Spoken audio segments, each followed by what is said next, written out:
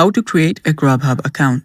Hello guys, this is Atticus and welcome back to another tutorial video. In today's video, I'll teach you guys how you can create a Grubhub account. So without any further ado, let's dive right into it. First step, open up the Grubhub app. You can also go through the Grubhub's website. After you've done that, you can then open those up and here you will see this is what your Grubhub looks like. If you head over to the bottom right corner on your account section, you'll see the sign in option. Tap on sign in.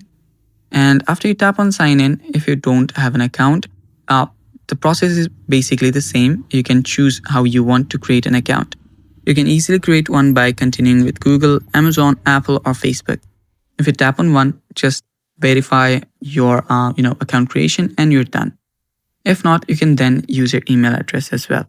So let's go through with this process.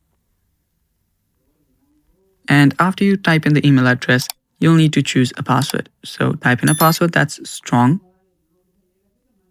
Then tap on sign in. After you do that, you will have created your account.